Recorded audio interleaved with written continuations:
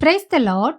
நம்முடைய கர்த்தராகிய இயேசு கிறிஸ்துவின் நாமத்தில் இந்த நியூ மந்த் நியூ பிளெஸிங் மூலமாக இந்த ஜூலை மாதம் உங்களை சந்திப்பதில் மிகவும் மகிழ்ச்சி அடைகிறேன். ஒவ்வொரு மாதமும் முதல் நாளிலே நாம் தேவனுடைய ஆசீர்வாதமான வசனங்களை பற்றி தியானித்து வருகிறோம். ஆனா இந்த ஜூலை மாதம் ஒரு ஆறுதலான வார்த்தையை குறித்து பார்க்க போகிறோம். இந்த வருஷம் ஆரம்பிச்சு 6 மாதங்கள் கடந்து விட்டன. புது வருஷத்தை ஆரம்பிக்கும் போது நிறைய பிளான் இருந்திருக்கும். இந்த காரியங்கள் எல்லாம் செய்து முடிக்கணும்னு நினைச்சிருந்திருப்போம். ஆனா 6 மாதம் முடிந்தும் கூட ஒரு காரியமும் நடக்கலையே, அல்லது நடக்கிற காரியங்கள் எல்லாம் நான் நினைச்சதற்கு மாறா போய் கொண்டிருக்குதே, கடவுளே நான் என்ன பண்ணுவேன்னு மலைச்சு போயிருக்கிற உங்களுக்கு கடவுள் ஒரு ஆறுதலான வசனத்தை தருகிறார். புலம்பல் 3ஆம் அதிகாரம் 22, 23 வசனங்கள்.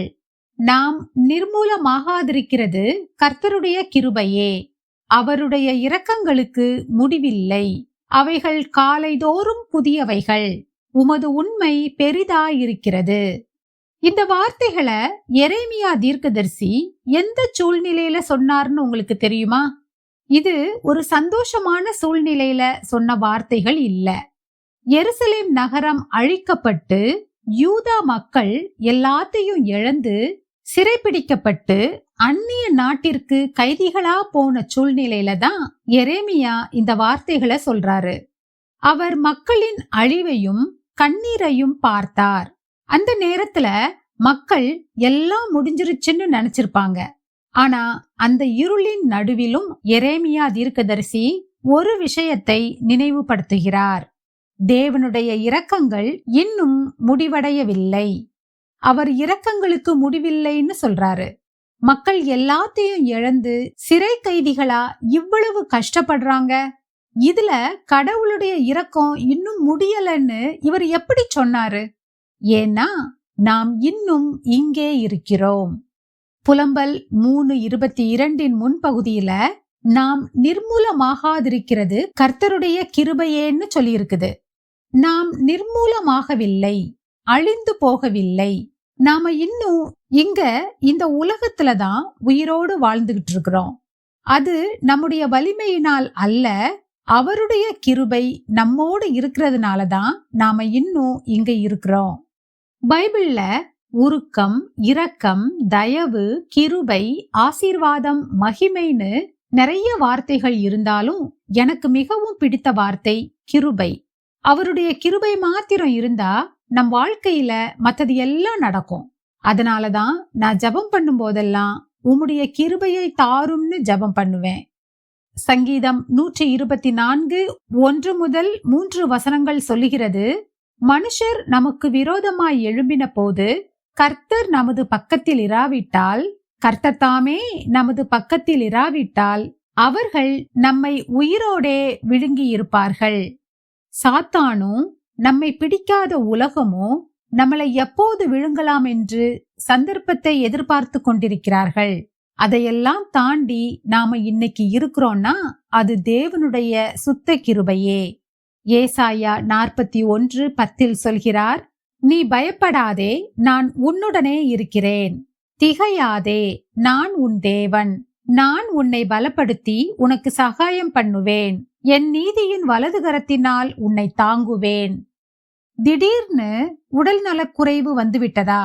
எதிர்பாராத நேரத்துல எதிர்பாராத காரியங்கள் நடந்துவிட்டதா? திடீர்னு பெரிய கடன் சுமை வந்துவிட்டதா? தேவன் சொல்கிறார், நீ பயப்படாதே மகனே, திகையாதே என் மகளே, நான் உன்னுடனே இருக்கிறேன். நான் உன்னை பலப்படுத்துவேன், உன்னை சுகமாக்குவேன், உன்னை திரும்பவும் தூக்கி நிறுத்துவேன், உனக்கு சகாயம் பண்ணுவேன்னு வாக்குறுதி கொடுக்கிறாரு. நோவா காலத்துல பெரு வெள்ளம் வந்தது, உலகம் முழுவதும் அழிஞ்சுது. ஆனா நோவாவும் அவன் குடும்பத்தாரும் மாத்திரம் காப்பாற்றப்பட்டார்கள். அது நோவாவின் திறமைக்காக இல்ல, அது தேவனுடைய கிருபை. தேவ கிருபை அவர்களோடு இருந்தது. கடந்த காலங்கள்ல நீங்க எத்தனை கஷ்டங்கள் பட்டிருந்தாலும் இன்னும் இங்க இருக்கீங்கன்னா தேவன் உங்களை காப்பாற்றி இருக்கிறார். தேவ கிருபை உங்கள் மேல் இருக்கிறது என்று அர்த்தம். இரண்டாவதா, புலம்பல் 3:22 பின்பகுதியில் அவருடைய இரக்கங்களுக்கு முடிவில்லைன்னு வாக்கு கொடுத்திருக்கிறாரு. மனிதர்களின் அன்பு சில நேரங்கள்ல குறையும், நம்முடைய வலிமை சில நேரங்கள்ல குறையும், நம்முடைய நம்பிக்கை சில நேரங்கள்ல குறையும். ஆனா தேவனுடைய இரக்கம் என்றைக்கும் குறையாது. சங்கீதம் 103:8 தாவீது ராஜா சொல்றாரு, கர்த்தர் உருக்கமும் இரக்கமும் நீடிய சாந்தமும் மிகுந்த கிருபையும் உள்ளவர். இந்த உருக்கம், இரக்கம், சாந்தம், கிருபை எல்லாம் சேர்ந்த மனுஷங்களை நாம பார்க்கவே முடியாது. ஒன்னு இருந்தா இன்னொன்னு இருக்காது, அல்லது எல்லா நேரத்திலையும் எல்லாத்தையும் எதிர்பார்க்க முடியாது. ஆனா இவைகள் எல்லாவற்றையும் கொண்டவர் தேவன் ஒருவரே. அதனாலதான் நம்முடைய நம்பிக்கையை நாம் தேவன் மேல வைக்கணும். இதுக்கும் மேல ஒரு படி மேல போய் மீகா தீர்க்கதரிசி சொல்றாரு, மீகா 7:18, அவர் கிருபை செய்ய விரும்புகிறபடியால் அவர் என்றென்றைக்கும் கோபம் வையார். கடவுள் நம்மேல கிருபையா இருக்க விரும்புறாராம். பாருங்க, நம்முடைய தேவன் எவ்வளவு அன்பானவர். அவர் என்றென்றைக்கும் கோபம் வையார். நம்முடைய கஷ்ட நேரங்கள்ல சில வேளை நாம சொல்லுவோம், கடவுளுக்கு ஏன் என் மேல இவ்வளவு கோபம், நான் இவ்வளவு கஷ்டப்படுறேனேன்னு நம்மளுக்கு தோணும். ஆனா உண்மையில அவர் மிகுந்த இரக்கமுள்ள கிருபை செய்ய விரும்புகிற தேவன். இயேசுவின் சீஷர்கள் 12 பேரிலும் வயதில் மூத்தவர்னு நம்பப்படுகிற சீஷன் தான் பேதுரு. லூக்கா 22:33 உமக்காக சிறைக்கு போகவும் சாகவும் நான் தயாரா இருக்கேன்னு ஸ்ட்ராங்கா சொன்னவர் இவரு. இயேசு கிறிஸ்து கூடவே இருந்தவர், கூடவே வாழ்ந்தவர். ஆனா அந்த பேதுருவே இயேசுவுக்கு ஒரு கஷ்டம்னு வரும்போது அவரை எனக்கு தெரியாதுன்னு மறுதளிச்சான். ஒரு முறை இல்ல, 2 முறை இல்ல, 3 முறை மறுதளித்தான். இயேசுவுக்கு அது எவ்வளவு பெரிய மன வருத்தத்தை உண்டாக்கி இருக்கும் பாருங்க. ஆனாலும் இயேசு அவனை மன்னித்தார். அவர் உயிர்த்தெழுந்த பிறகு பேதுரு கிட்ட 3 முறை என் மேல் அன்பாயிருக்கிறாயான்னு கேக்குறாரு. பேதுரு, ஆம் ஆண்டவரே, நான் உம்மை நேசிப்பதை நீர் அறிவீர்னு சொன்னபோது என் ஆடுகளை மேய்ப்பாயாகன்னு ஆதி திருச்சபைய வழி நடத்தும் பெரிய பொறுப்பை இயேசு பேதுருவிடம் கொடுக்கிறார்.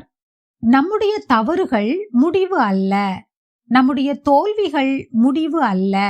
தேவனுடைய இரக்கம் எல்லாவற்றையும் எடுத்து போட்டு நம்மை சரியான பாதையில் வழி நடத்தும்.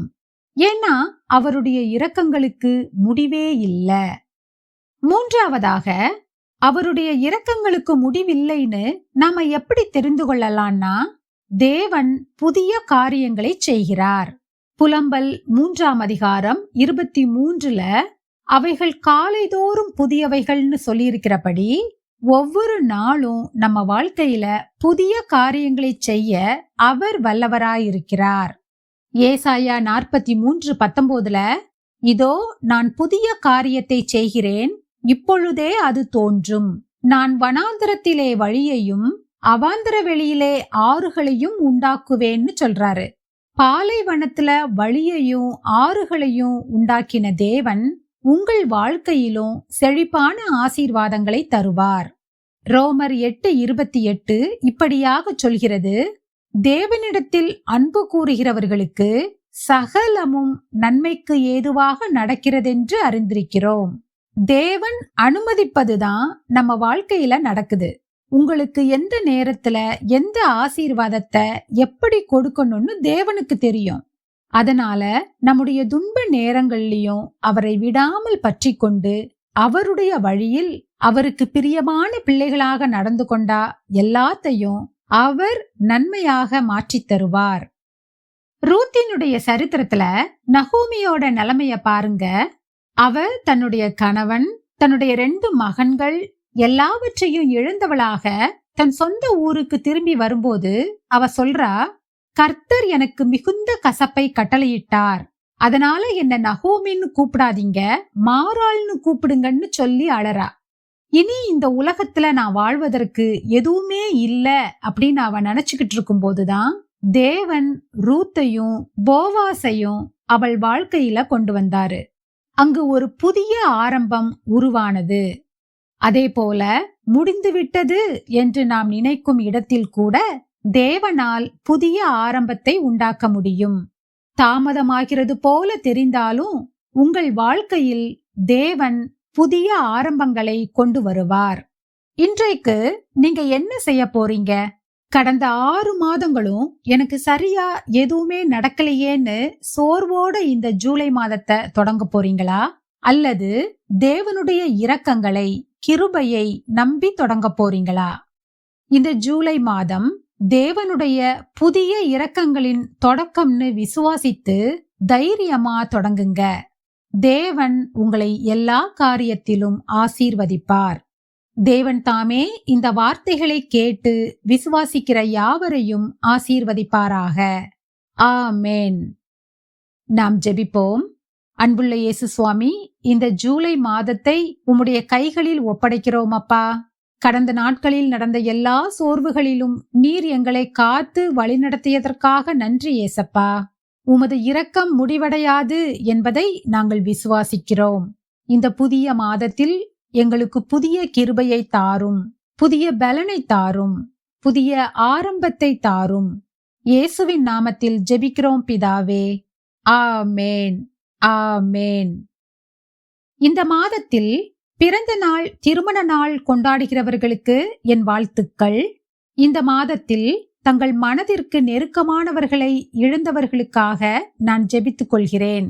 தேவன் தாமே உங்களை ஆற்றி தேற்றுவாராக. நான் அடுத்த மாதம் இன்னொரு ஆசீர்வாதமான வசனத்தோடு உங்களை சந்திக்கிறேன். God bless you.